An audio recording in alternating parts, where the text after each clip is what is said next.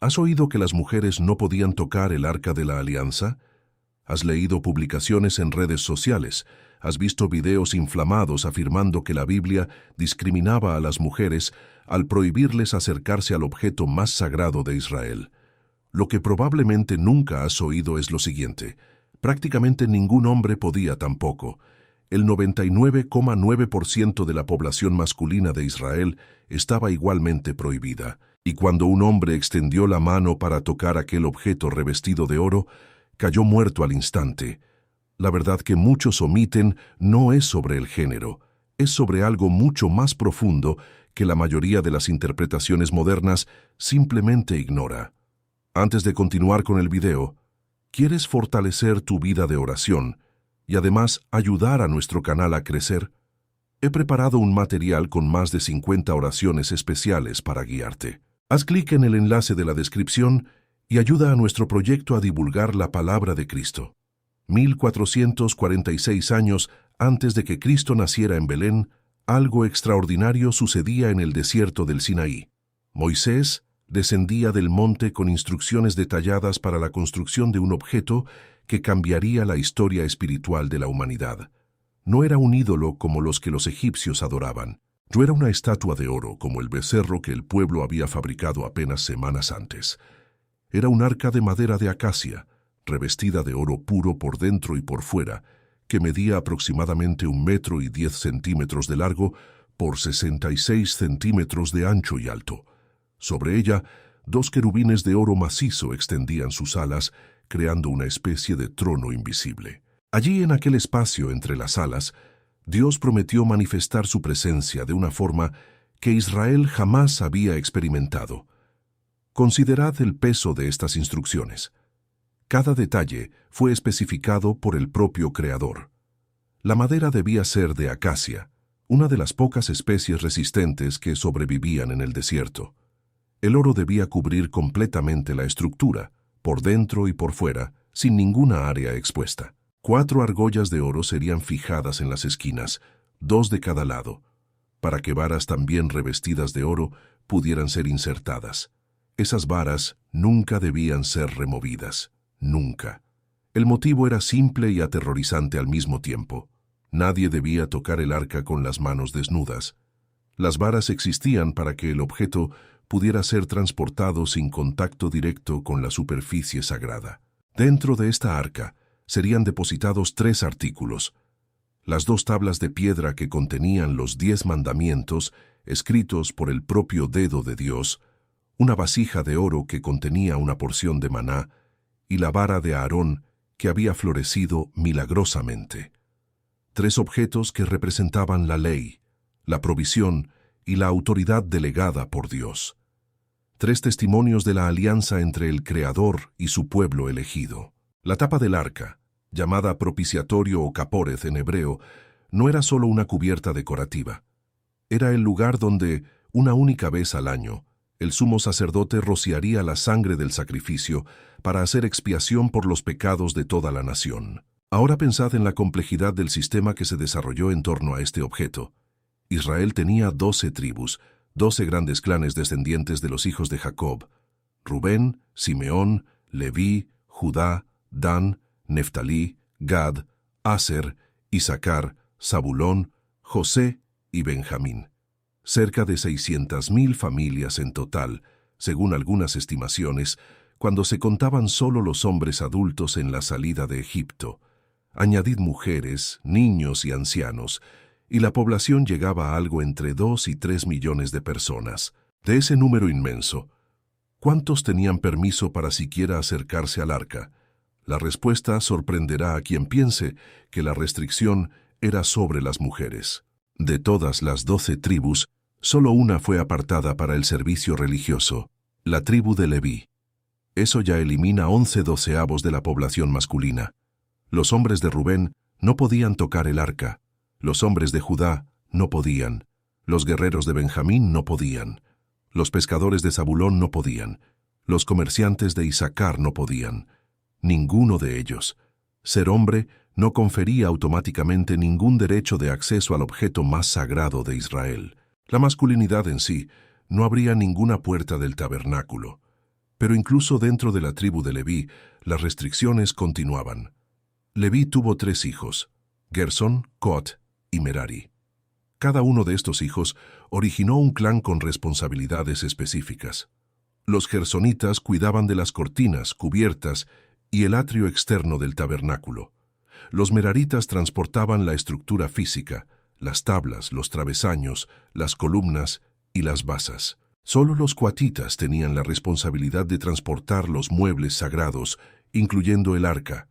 2/3 de los levitas estaban automáticamente excluidos de cualquier contacto con el objeto más santo de Israel, y aún no hemos terminado de contar. Dentro del clan de Cot había varias familias, amramitas, icharitas, hebronitas, uzielitas, pero incluso entre los coatitas había una distinción crucial. Números capítulo 4 deja absolutamente claro que los coatitas podían cargar los muebles sagrados, pero no podían tocarlos directamente. Versículo 15. Pero no tocarán las cosas sagradas. Si lo hacen, morirán. Ellos cargaban el arca por las varas, sin jamás tocar los objetos en sí. Y antes incluso de que tomaran las varas, otra familia necesitaba actuar primero.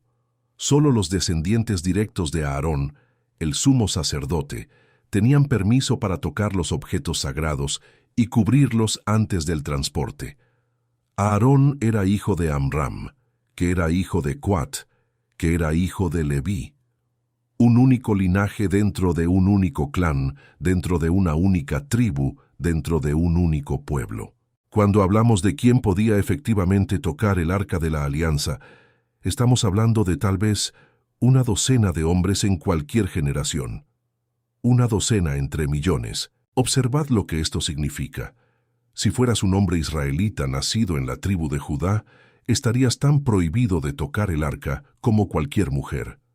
Si fueras un valiente guerrero de Benjamín que había luchado batallas en nombre de Dios, estarías tan prohibido como cualquier niña de 10 años. Si fueras el propio rey de Israel, ungido por el profeta, elegido por Dios, aún así no podrías tocar el arca.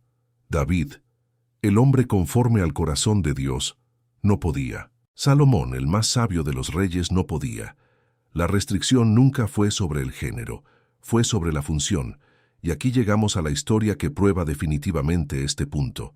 Segundo de Samuel, capítulo 6. El rey David decide traer el arca de la alianza a Jerusalén.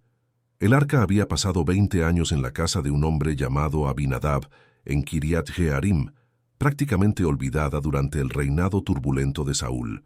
David, ahora consolidado como rey, quiere restaurar la centralidad del culto a Dios.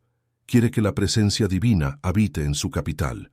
La intención es noble, la ejecución será desastrosa. David reúne a 30,000 hombres escogidos de Israel para la procesión. Coloca el arca en un carro nuevo, tirado por bueyes. ¿Percibís la ironía? Un carro. Los filisteos, cuando capturaron el arca y después la devolvieron, usaron un carro tirado por vacas. David, sin darse cuenta, está imitando el método pagano en lugar de seguir las instrucciones que Dios había dado a Moisés. La ley determinaba que el arca debía ser cargada sobre los hombros de los levitas, usando las varas, no en carros, no por bueyes, sobre los hombros de hombres consagrados. La procesión avanza con música, danza y celebración, arpas, salterios, adufes, panderos, címbalos. Todo Israel se alegra delante del Señor. 2 hijos de Abinadab, Usa y Ahío, guían el carro. Llegan a la era de Nacón. Los bueyes tropiezan. El carro se tambalea peligrosamente. El arca comienza a inclinarse. Y entonces sucede. Usa extiende la mano. Toca el arca. Cae muerto instantáneamente. Silencio absoluto. La música se detiene. Las danzas cesan. 3 millones de personas se quedan paralizadas de terror. El propio rey David se enfurece y se aterra al mismo tiempo. El texto dice que se entristeció, pero también temió. Llama a aquel lugar Perez Usa, que significa brecha contra Usa. Una marca en el mapa para recordar a todos lo que sucede cuando las instrucciones divinas son ignoradas. Pensad en lo que esta historia revela. Usa era hombre. Usa probablemente era levita. considerando que su padre había guardado el arca por 2 décadas. Usa tenía buenas intenciones, intentando impedir que el objeto sagrado cayera al suelo, y aún así, Usa murió. Ser hombre no lo protegió. Tener buenas intenciones no lo protegió. Vivir cerca del arca por años no lo protegió. La única cosa que importaba era si tenía autorización divina para aquel contacto, y no la tenía. David aprende la lección de la peor manera posible. El arca se queda 3 meses en la casa de Obed-Edom, un geteo, mientras el rey procesa lo que sucedió. Durante esos 3 meses, Obed-Edom y toda su familia son abundantemente bendecidos. La presencia de Dios, cuando es tratada con reverencia, trae prosperidad. Cuando David finalmente decide buscar el arca nuevamente, lo hace diferente. Primero de Crónicas, capítulo 15, registra su declaración: nadie puede llevar el arca de Dios, sino los levitas, porque el Señor los ha elegido para llevar el arca de Dios y para servirle eternamente. Esta vez, 750 levitas se santifican. Sacerdotes y levitas se purifican. El arca es cargada sobre los hombros, usando las varas, exactamente como Moisés había ordenado siglos antes. Cada 6 pasos sacrifican un novillo y un carnero. David danza delante del Señor con todas sus fuerzas, vestido solo con un efod de lino. La procesión llega a Jerusalén con júbilo, gritos de alegría y sonido de trompetas. Esta vez, nadie muere. La diferencia entre las 2 procesiones no tuvo nada que ver con el género.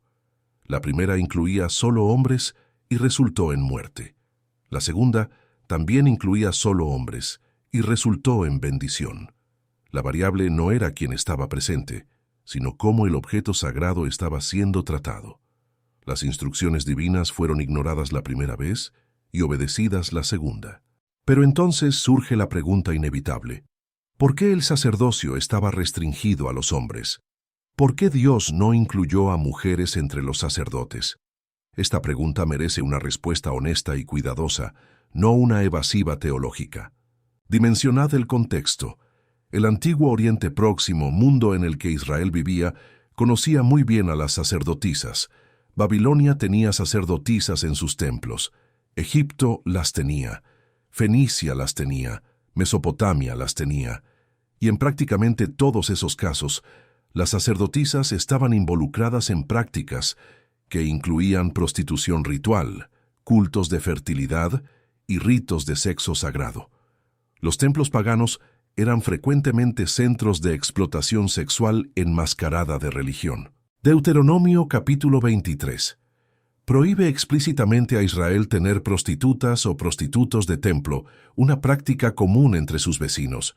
Dios estaba creando algo completamente diferente, un sistema donde lo sagrado no estaba contaminado por prácticas sexuales, un templo donde las mujeres no serían objetivadas en nombre de la religión, un culto donde la presencia divina se encontraba a través del sacrificio y la purificación, no a través de ritos de fertilidad. La exclusión de las mujeres del sacerdocio levítico no era una declaración de inferioridad. Era una protección contra la absorción de prácticas paganas que degradaban a las mujeres. Considerad también la naturaleza del trabajo sacerdotal. Los sacerdotes dormían en turnos en el tabernáculo, permanecían días lejos de sus familias, manejaban animales pesados para el sacrificio, trabajaban en un ambiente donde el contacto constante con sangre, vísceras y carcasas era inevitable.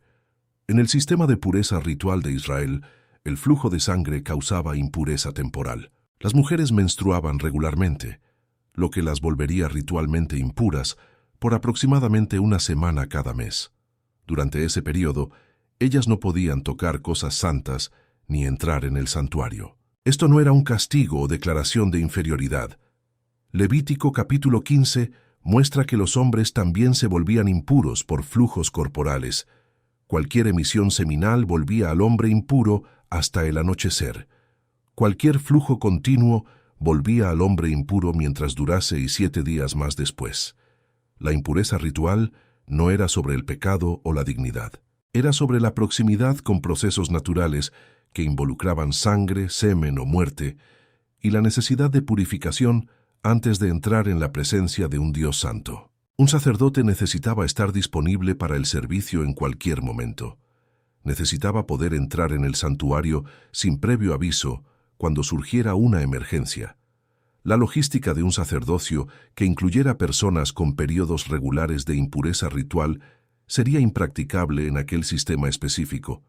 No imposible en términos de dignidad, pero impracticable en términos operativos. Pensad ahora en lo que las mujeres realmente hacían en relación al tabernáculo. Éxodo capítulo 35 menciona a mujeres sabias de corazón que hilaron con sus manos y trajeron lo que habían hilado: azul, púrpura, carmesí y lino fino. Las mujeres contribuyeron con sus espejos de bronce para hacer la fuente de bronce donde los sacerdotes se purificaban. Las mujeres ofrecían sacrificios por sus pecados, por el parto, por sus purificaciones. Las mujeres cantaban como Miriam, hermana de Moisés. Las mujeres profetizaban como Débora, Hulda y la esposa de Isaías. Las mujeres eran valoradas, honradas e incluidas en la vida espiritual de Israel.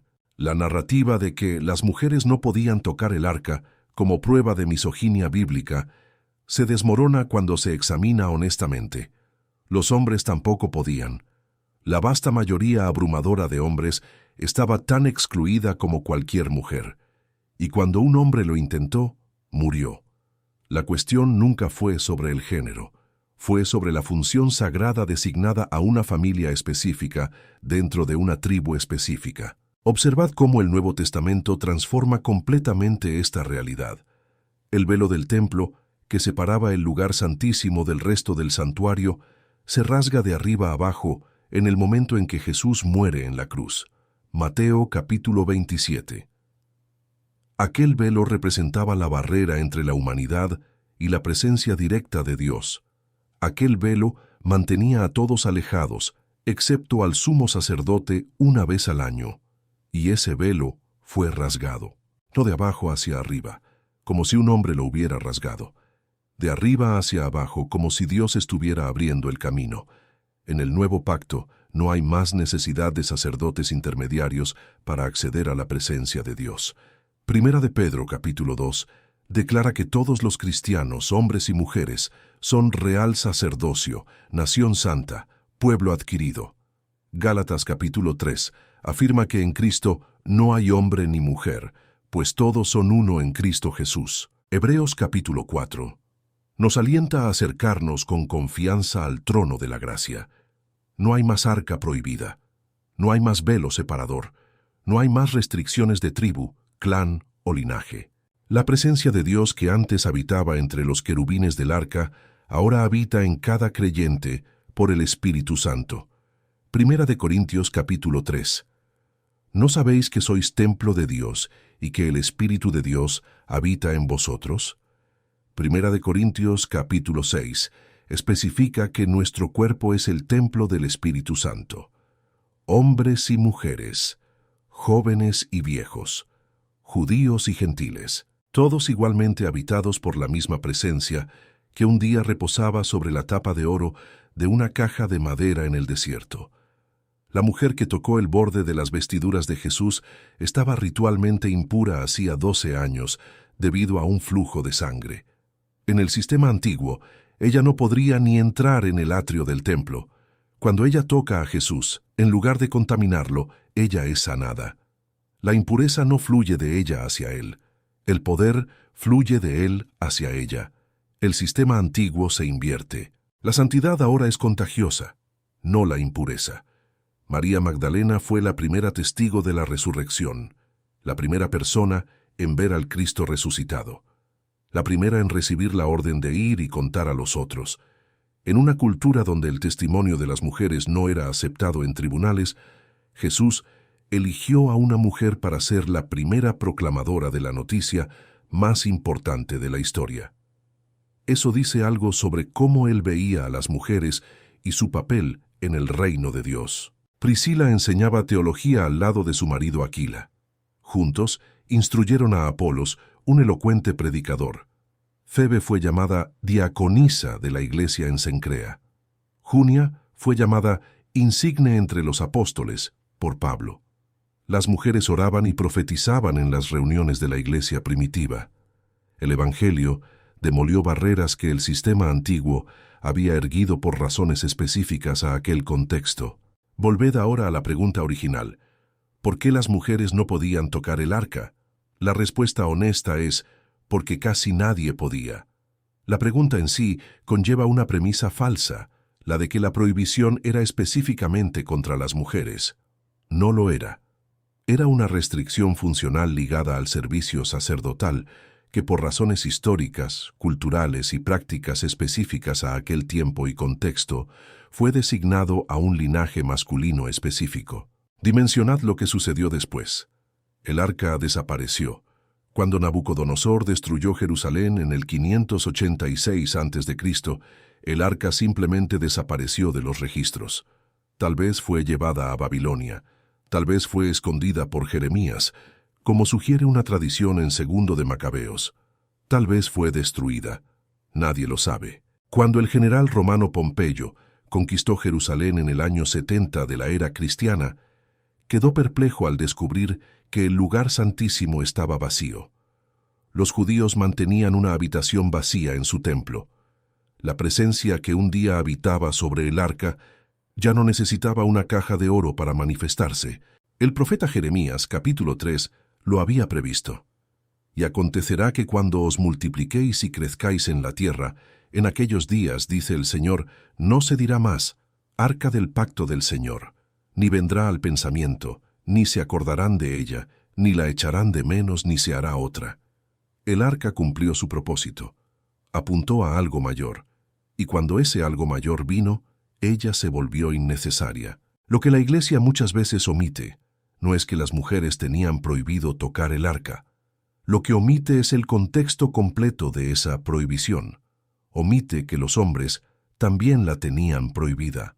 Omite que la restricción era funcional, no ontológica.